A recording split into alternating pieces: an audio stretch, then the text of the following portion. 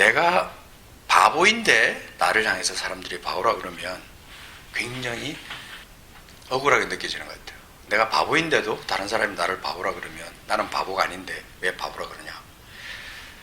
그런데 내가 정말 아는 것이 많고 가진 것이 많고 아주 풍성한 것을 누리며 살아가는 사람은 다른 사람이 나를 향해서 너는 거지야, 너는 바보야, 너는 아무것도 없어 라고 해도 아무렇지도 않은 거예요.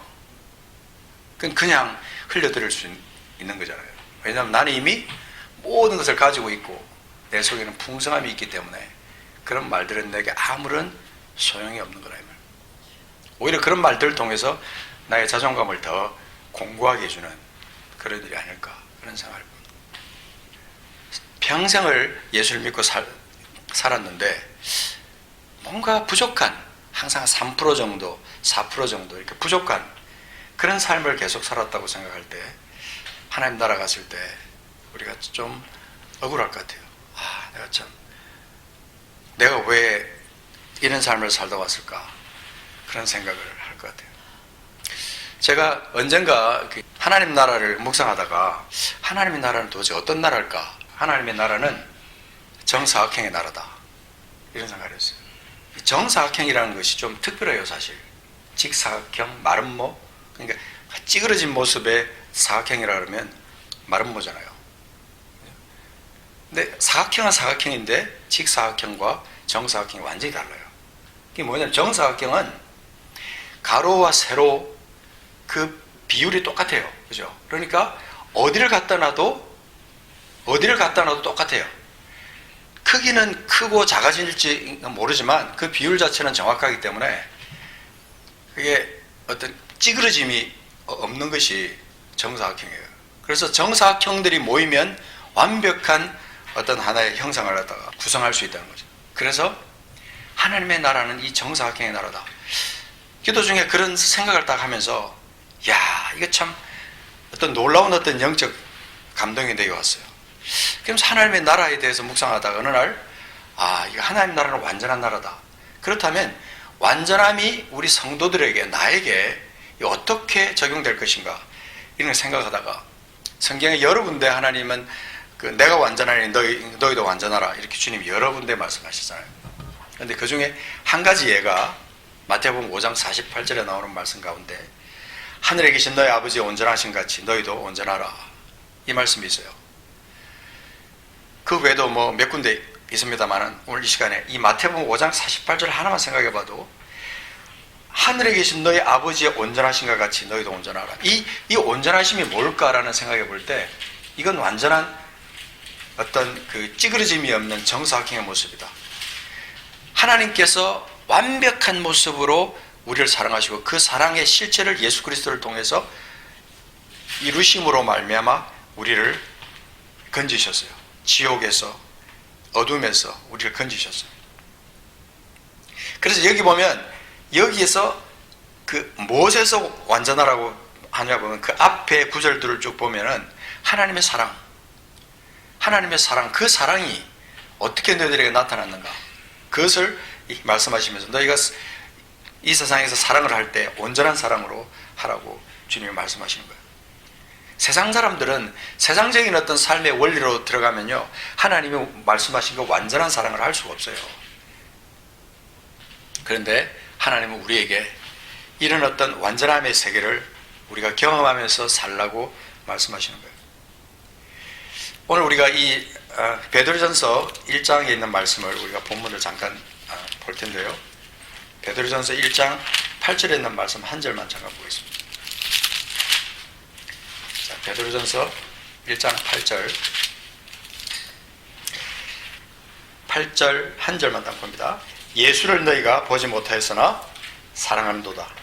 이제도 보지 못하나 믿고 말할 수 없는 영광스러운 즐거움으로 기뻐하니. 여기에 예수를 너희가 보지 못한다. 이건 우리에게 어쩌면은 문제예요. 예수를 우리가 믿는데 예수를 보지 못한다. 어쩌면은 이 세상의 모든 종교는 사실은 형상이 있어요. 형상을 보고 형상에게 절을 하고 그러잖아요. 근데 우리가 믿는 우리 신앙은 하나님의 형상이 없어요. 눈에 보이지 않습니다. 그렇지만 우리가 우리가 믿는 하나님의 형상이 없지만 예수를 우리에게 보내주셨을 때 그 예수 안에 있는 어떤 특별한 것을 우리에게 선물로 주셨어요. 예수를 너희가 보지 못하였으나 내가 십자가 현장에 없었고 부활의 현장에 없었지만 그러나 나는 사랑한다. 이제도 보지 못하나 믿는다. 그래서 말할 수 없는 영광스러운 즐거움으로 기뻐할 수 있다. 이게 그리스도인의 삶의 모습이에요. 본 모습이에요. 예수 그리스도 안에 있는 말할 수 없는 영광스러운 즐거움으로 기뻐한다라고 말씀합니다. 그럼 영광스러움이 도대체 뭐냐는 것이죠. 하나님 나라를 생각하면 여러 가지를 말을 할 수 있지만 특별히 우리가 그 개인의 영광, 이 개인의 영광을 우리가 쟁취를 해야 됩니다. 개인의 영광스러운 어떤 신앙, 이것을 우리 신앙 가운데 누리면서 살아가야 돼요. 그 다음에 둘째는 교회의 영광스러움입니다. 모든 성도가 모여서 함께 이루는 이 교회 공동체 안에 교회의 영광스러움이 있어야 됩니다. 오늘 이 교회의 영광스러움이 상실되니까 이 교회가 창피하게 부끄럽게 그야말로 정말 말도 안 되는 소리를 들어가면서 세상 가운데 짓밟히고 있는 거예요. 에베소서 5장 27절에 보면 자기 앞에 영광스러운 교회를 세우사 티나 주름 잡힌 것이나 이런 것들이 없이 거룩하고 흠이 없게 하려고 주님께서 교회를 세우셨다. 그 주님은 에베소서에 나오는 주님이 세우시는 교회의 모습들을 보면요, 어떻게든지 하나님의 온전한 어떤 모습을 이루려고 하나님께서 은사도 주시고 사람도 세우시고 그렇게 하시는 것을 볼 수 있어요. 이 교회의 가치가 물질 중심이 되거나 숫자 중심이 되거나 세상적인 어떤 성공의 척도에서 교회 가치가 생각되게 되면은 그때는 하나님의 영광이 그 속에 없는 거예요.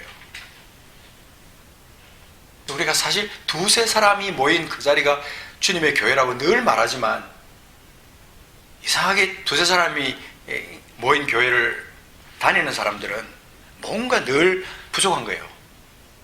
우리 교회도 뭔가 좀 이렇게 좀 많은 사람이 모이고 싶고 우리 교회도 좀 다른 교회처럼 좀 삐까번쩍하게 좀 이렇게 그런 어떤 화려한 그런 속에서 그런 파이프 오르간도 있고 말이야, 대리석도 좀 깔려있고 샹데리도 있는 그런 어떤 교회 속에서 예배를 드리고 싶은 어떤 진짜 바라야 되는 것을 바라는 게 아니라 바라지 말아야 될 것을 바라다 보니까 어떤 헛된 영광을 갖다 구하게 되는 거예요. 하나님의 영광이 아니라 찾지 않아야 될 헛된 영광을 구하게 되는 거예요. 그렇게 되다 보니까 그 속에 하나님의 기쁨이 없는 거예요. 주님의 어떤 만족함이 없는 거예요. 그러니까 자꾸 세상적인 어떤 그런 것들을 바라보게 되고 다른 교회와 비교하게 되고 다른 어떤 공동체와 자꾸 비교해서 우리는 작아, 우리는 아무것도 못하는 교회, 우리는 없는 교회, 이런 식으로 얘기하는 거예요. 참 하나님 앞에 부끄러운 생각이 아닌가 하는 생각입니다. 두세 사람이 골방에서 산속에서 모여서 하나님 앞에 예배드리는 그 모습들 속에 하나님이 얼마나 영광을 받으실까. 저는 중국 그 가정교회 지금은 잘 제가 안 가지만 가정교회 가서 사역할 때마다 늘 느끼는 것이, 이 속에 하나님의 영광이 있다. 성령의 어떤 기름 부으심이 있다.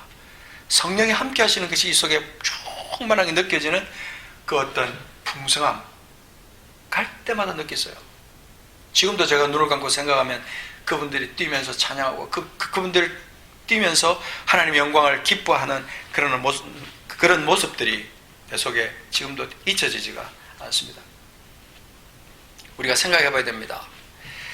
우리의 어떤 영광스러운 구원, 우리가 받은 이 구원이 정말 영광스러운가? 내 생명과도 바꿀 수 있는 그런 영광스러운 구원인가? 우리 스스로 생각해 봐야 돼요.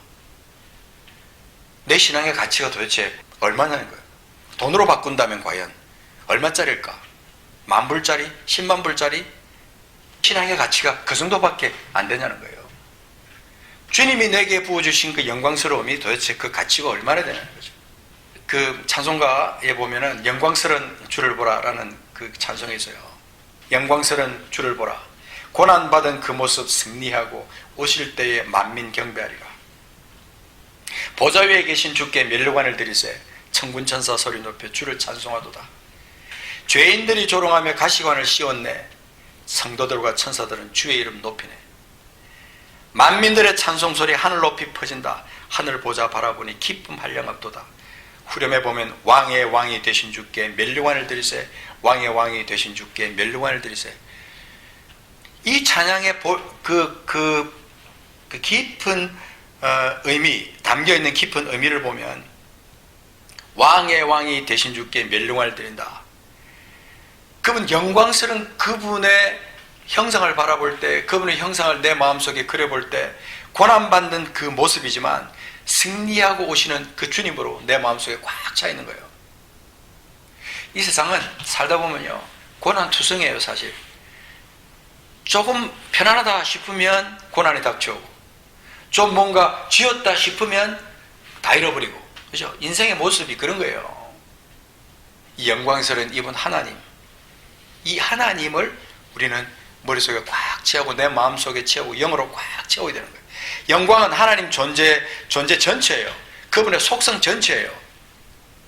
그것이 하나님의 영광이 나타난 것이 이 세상에, 주님이 이 세상을 창조하실 때 하나님의 영광이 이 세상에 꽉 차게 나타났어요. 얼마나 웅대했을까? 하나님이 이 세상을 창조하실 때 그때의 그 모습이 어떠했을까? 제가 늘 그러잖아요. 제가 타임머신에 나오면 꼭 가보고 싶은 데가 천지창조의 그 현장이다. 얼마나 웅장했을까? 그러고 나서 하나님의 영광이 어디에 존재했냐면요, 예수님의 십자가와 그 예수님의 부활의 현장에 주님의 영광이 함께했어요.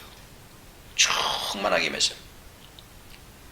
나중에 이제 주님이 다시 이 땅에 재림하실 때 그분의 영광, 하나님의 영광이 예수님의 재림 가운데 충만하게 임하실 거예요. 그런데 그 현장만이 아니라 우리 하나님은 그 영광스러운 그 모습을, 영광스러움을 오늘날 내 삶 가운데 주셨다는 거예요. 그분이 우리에게, 나에게 나타나면 우리에게 영광이고 나에게 영광이에요. 우리 스스로 영광스러울 수 없어요. 우리가 어떻게 스스로 영광스러울 수 있습니까? 그렇지만 하나님의 영광이 우리 가운데 나타나면 그분만이 드러나는 삶이 되는 거예요. 내 영광이 나타나는 게 아니라 그분만이 드러나는 영광스러운 삶으로 바뀌는 거예요. 그래서 요한복음 17장 22절에 주님이 말씀하시기를 내게 주신 영광을 내가 그들에게 주었사오니 이는 우리가 하나가 된 것 같이 그들도 하나가 되게 하려 함이니이다. 하나님과 예수님이 하나 된 것처럼 우리가 하나 되게 하는 그것이 뭐냐면 내게 주신 영광을 그들에게 주었기 때문에 그 영광으로 말미암아 우리가, 예수님과 우리가 하나가 될 수 있다. 또한 그들이, 우리가 또 우리 스스로, 우리 공동체가 하나가 될 수 있다. 하나님과 예수님이 하나가 된 것처럼 우리가 다 그 모든 것을 초월하여 주님의 영광스러움 안에서 하나가 될 수 있다. 여러분, 그 영광의 주님이 우리를 위해 이루어놓으신 이 아름다운 세상, 또 우리가 예수 그리스도를 믿음으로 얻는 어떤 구원, 영광스러운 구원, 그 속에서 우리는 무엇을 찾았냐면요, 구원을 찾았어요. 그 지긋지긋한 죄의 사슬에서 완전히 벗어났습니다. 지옥에서 천국으로 옮겨졌어요. 아멘. 그래서 우리는 이 땅에서 지금 하나님의 나라를 사는 거예요. 영광스러운 주님과 함께 하나님의 나라를 사는 거예요. 할렐루야. 그 주님의 영광을 바라보면 가슴이 벅차요. 심장이 뛰는 거예요. 막 폭발하는 같은 그런 어떤 그런 충만함이 내 속에 임하는 것을 때때로 느끼게 됩니다. 우리 영이 물과 성령으로 거듭나고 이 땅에서의 삶을, 자녀다운 삶으로 살아가는 것, 그 속에 하나님의 영광이 임하는 거예요. 구원은 우리 영혼이 천당 가는 것만을 말하는 것이 아니라는 걸 우리는 잘 알고 있습니다. 이 땅을 하나님을 향한 선한 양심으로 주님께 영광 돌리면서 살아가는 삶, 그게 우리 그리스도의 삶이에요. 물과 성령으로 거듭난 사람은 이 땅을 하나님을 향한 선한 양심으로 가지고 주님께 영광 돌리면서 주님의 영광을 경험하면서 살아가는 거예요. 십자가를 바라보면서 그 십자가에 내 눈을 고정하고 부활하신 주님을 바라보면서 부활의 승리를 내 마음속에 또 내 삶에 경험하면서 선포하면서 열매를 맺으면서 그렇게 살아가는 거예요. 인이든 교회든요, 그 속에서 반드시 주님의 영광이 나를 통해서, 우리 교회를 통해서 드러나야 됩니다. 주님의 영광이 드러나지 않고 내 이름이 드러나거나 내 명예가 드러나거나 내가 높아지게 되면 이건 내가 지금 그 영광스러운 주님 앞에 제대로 살고 있지 않는 거예요. 사람이 높아지면요, 높아지는 것을 통해서 주님의 영광이 그 삶에서 다운이 되는 거, 없어지는 거예요. 높아지면 높아질수록 나는 죽고 주님이 그 속에서 영광을 받아야 되는데, 우리가 지금 세상적인 가치관이 우리 속에 들어와 있다 보니까 하나님의 영광을 받는 게 아니라 자꾸만 사람이 영광을 받게 되는 거예요. 이 땅에서 우리가 생각 없는 어떤 존재, 어떤 감각 없이 살아가는 것, 우리를 구원하신 아버지의 뜻이 아닙니다. 뭔가를 채워줘야 돼요. 꽉 찬 어떤 삶. 십자가를 바라보면서, 부활하신 주님을 바라보면서 느껴지는 것이 무엇입니까? 예수님의 공생에 주님께서 그 사시는 삶을 기록한 복음서, 십자가, 부활, 주님의 재림, 이런 것들을 묵상하면 여러분 무엇이 느껴져요? 하나님의 마음, 하나님의 심장이 그 속에 느껴져야 돼요. 그래서 막 내 속이 뛰고 내 속이 막 그 속에서 기쁨으로 충만해지는 것을 우리가 느낄 수 있어야 우리 그리스도인의 삶이 주님의 영광으로 충만한 삶이라는 거죠. 주님이 이 죄 많은 나를 위해서 지옥 갈 수밖에 없는, 지옥길로 가고 있는 나를 건져내셔서 꿈에서 생명으로 옮겨 놓으시고 밤에서 빛으로 옮겨 놓으신 그 주님, 그 주님의 역사를 바라보면서 주님의 영광에 감격하면서 사는 삶, 그 영광에 취하여 뭔가 주체할 수 없는 어떤 기쁨 속에서 더럽고 거룩하지 못한 삶들, 이런 것들을 싫어하고 거부할 수 있는 삶으로 변화되는 삶, 이게 하나님의 영광에 충만한 삶이에요. 이 하나님의 영광에 젖어서 충만하게 그렇게 매일매일을 살지 않으면요, 이 사탄의 공격을 이길 수가 없어요. 그래서 끊임없는 세상의 유혹 가운데, 물질의 유혹 가운데, 어떤 더러운 유혹 가운데 자기 자신을 방치할 수밖에 없는 거예요. 그래서 자꾸 패배하는 거예요. 그래서 그 속에서 자기도 모르게 그 어떤 진흙탕 속에서 헤어나지 못하고 절망 가운데서 신음하게 되는 거예요. 더럽고 거룩하지 못한 것들을 싫어하고 거부하고 끊을 수 있는 삶, 그 삶을 살아가는 것이 주님의 영광에 충만한 삶이라는 거죠. 물과 성령으로 거듭났다는 것은요, 진정한 자존심, 고고함이 있는 거예요. 하나님의 자녀인가? 정말 엄청난 신분인데 자녀답게 살지 못하는 사람, 하나님 우리에게 하나님의 영광을 자녀에게 줬어요. 그 영광을 경험하면서 그 영광을 누리면서 살아가라고 했는데, 그리고 영광스럽게 살면서 아버지께 영광이 되는 삶을 살고 주님의 기쁨이 되는 삶을 살으라고 우리를 그렇게 자녀 삼으셨는데 그렇게 살지 못하는 거죠. 영광이라는 말, 히브리어는 카보드라고 하고 헬라어로는 독사라고 하는데요, 이 카보드와 독사, 이거 둘 다 어떤 의미가 있냐면 아주 중요한 의미 하나가 있는데, 뭐냐면 무겁다라는 뜻이에요. 무겁다. 뭔가 이렇게 무게가 꽉 느껴지는 어떤 영적 의미가 이 카보드와 독사에 있는 거예요. 하나님의 영광을 우리가 생각하면 뭔가 어떤 가벼운, 어떤 촐랑거리는 그게 아니라 뭔가 무거운 어떤 깊은 어떤 중압감을 느끼게 되는 것이 이 원어에 있는 깊은 의미라 이 말이에요. 그래서 하나님의 영광 그러면요, 하나님의 무게가 느껴지는 거예요. 하나님의 큰 어마어마한 말로는 표현할 수 없는 하나님의 위대하심과 높으심, 그 무게가 느껴지는 거예요. 우리 한번 이 본문으로 돌아가셔서 베드로전서 1장 한번 보십시오. 1장 3절부터 한번 보겠습니다. 하나님 우리를 어떤 존재로 만드셨는지 한번 보도록 하겠습니다. 다 찾으셔서 한번 보겠습니다. 1장 3절부터 보겠습니다. 우리 주 예수 그리스도의 아버지 하나님을 찬송하리로다. 그의 많으신 긍휼대로 예수 그리스도를 죽은 자 가운데서 부활하게 하심으로 말미암아 우리를 거듭나게 하사 산소망이 있게 하시며 썩지 않고 더럽지 않고 쇠하지 아니하는 유업을 있게 하시나니 곧 너희를 위하여 하늘에 간직하신 것이라. 너희는 말세에 나타내기로 예비하신 구원을 얻기 위하여 믿음으로 말미암아 하나님의 능력으로 보호하심을 받았느니라. 그러므로 너희가 이제 여러 가지 시험으로 말미암아 잠깐 근심하게 되지 않을 수 없으나 오히려 크게 기뻐하는도다.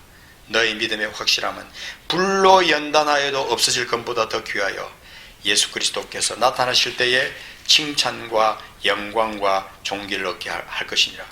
예수를 너희가 보지 못하였으나 사랑하는도다. 이제도 보지 못하나 믿고 말할 수 없는 영광스러운 즐거움으로 기뻐하니 믿음의 결국 곧 영혼의 구원을 받음이라. 이 구원에 대하여는 너에게 임할 은혜를 예언하던 선지자들이 연구하고 부지런히 살펴서 자기 속에 계신 그리스도의 영이 그 받으실 고난과 후에 받으실 영광을 미리 정언하여 누구를 또는 어떠한 때를 지시하시는지 상관이라. 이 섬긴 바가 자기를 위한 것이 아니요 너희를 위한 것임이 계시로 알게 되었으니 이것은 하늘로부터 보내신 성령을 힘입어 복음을 전하는 자들로 이제 너에게 알린 것이요 천사들도 살펴보기를 원하는 것이냐. 13절 같이 읽겠습니다. 그러므로 너희 마음의 허리를 동이고 근신하여 예수 그리스도께서 나타나실 때에 너에게 가져다 주실 은혜를 온전히 바랄지어다. 아멘. 여기 보면요, 영광이라는 단어가 몇 번 등장합니다. 그죠? 이 영광스러운 영광이 등장할 때 여기는 하나님의 어떤 어마어마한 그 세계의 그 비밀스러운 것이 그 속에 담겨 있는 것을 우리는 여기서 느낄 수가 있어요. 오늘날 교회가 여러분 동성애 앞에서 이슬람 앞에서 왠지 모르게 무기력한 모습을 보이는 거예요. 막 큰 소리를 떠들고 막 그러다가도 동성애 앞에 딱 나가면요 찍소리 못하고 쑥 들어가 버리는 거예요. 인권이라는 문제 앞에 세상적인 어떤 기준 앞에 놓여 있고 그러면요 아무 소리 못하고 쑥 들어가 버리는 거예요. 왜 그럴까? 내가 깊이 한번 생각해 보니까 이 하나님의 영광이 없는 거예요.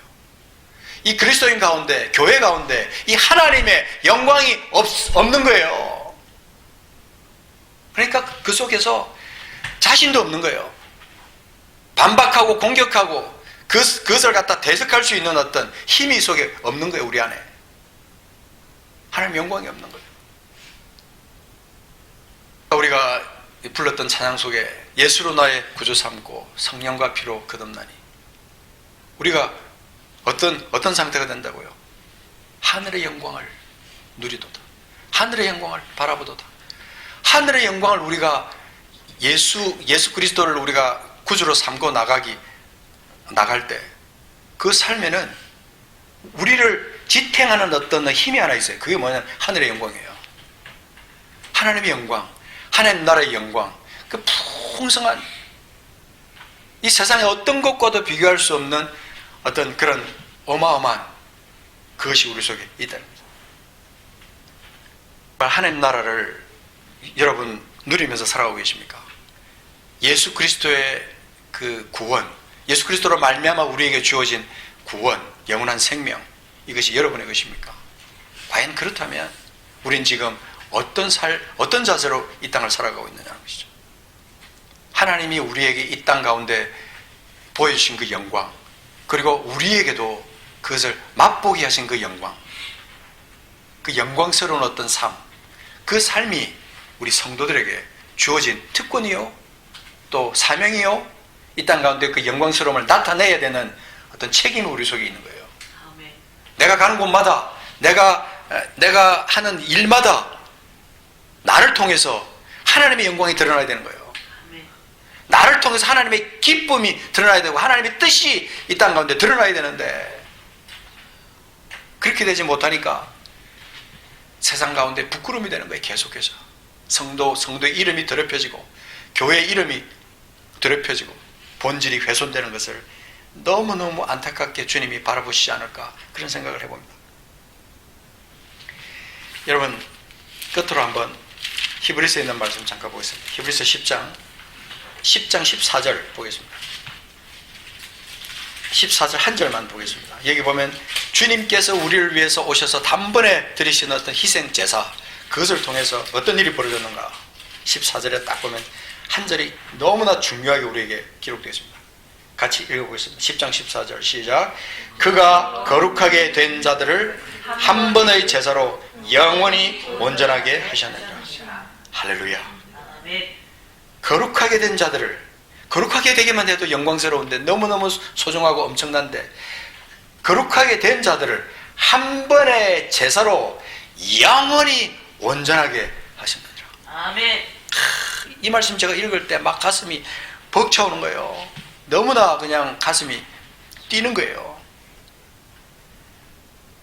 예수 그리스도로 말미암아 이루어놓으신 그 구원의 영광이 얼마나 큰지, 한 번의 제사, 그분의 그 드리신 한 번의 자기 몸을 통해서 드리신 그 한 번의 제사로 영원히 거룩하게 된 우리들을 온전하게 하셨다. 우리 자존감이죠. 자존감, 그죠? 그리스도인의 자존감, 하나님의 영광스러운 존재로서의 자존감, 이게 우리 속에 없는 거죠. 여러분, 천국은 먼 곳에 있는 게 아닙니다. 그 영광스러운 천국이 먼 곳에 있는 게 아니에요. 내 안에 있고 나를 통해서 그것이 이 땅에 이루어져야 되는 거예요. 아멘. 오늘부터 우리가 하나님 나라를 누리고 그분의 영광을 바라보고 그 영광스러운 안에서 살아가는 삶이 되어야 될 줄 믿습니다. 아멘. 목표가 달라져야 돼요. 인격이 달라져야 되고, 아멘. 우리 삶의 어떤 세상 사람들은 도저히 흉내를 낼 수 없는 그 풍성한 영광스러운 그 모습이, 그 본질이 우리 삶 가운데 열매로 나타나야 되는 거예요. 아멘. 사랑이 있으면요, 영광스러운 사랑이 있어야 돼요. 쪼잔한 사랑 말고요, 영광스러운 사랑이 있어야 되고, 인내가 있으면 영광스러운 인내가 있어야 되고, 열매를 맺으면 하나님의 영광스러운 어떤 성령의 열매가 맺혀져야 하나님께 기쁨이 되는 거예요. 아멘. 그저 흉내만 내는 그런 거 말고요, 그저 그냥 무늬만 어떤 크리스찬 그런 거 말고, 하나님의 어떤 풍성한 어떤 영광스러움, 그것이 내 속에 나타나야 되는 거예요. 아멘. 그럴 때 성령이 우리에게 오셔서 우리와 함께 하시는 그 성령님이 우리로 하여금 하나님 나라를 꿈꾸게 하시고, 하나님 나라를 이 땅 가운데 살게 하시는 그 하나님이 우리 하나님이시는, 아멘. 그런 하나님과 함께 동행하는, 그 성령님과 함께 동행하는 우리 모두가 되기를 간절히 바랍니다. 아멘. 같이 기도하겠습니다.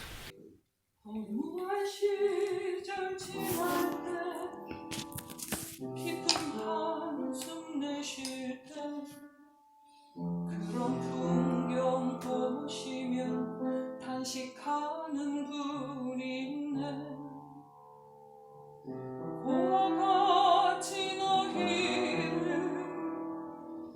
버려두지 않으리. 내가 너희와 영원히 함께 하리라. 성령이 오셨네. 성령이 오셨네. 내 주님 보내신 성령이 오셨네. 우리 인생 가운데 친히 찾아오셔서 그 나라 꿈꾸게 하시네. 억눌린 자 갇힌 자 자유함이 없는 자 피난처가 되시는 성령님 계시네. 주의 영이 계신 곳에 참 자유가 있다네. 진리의 영이신 성령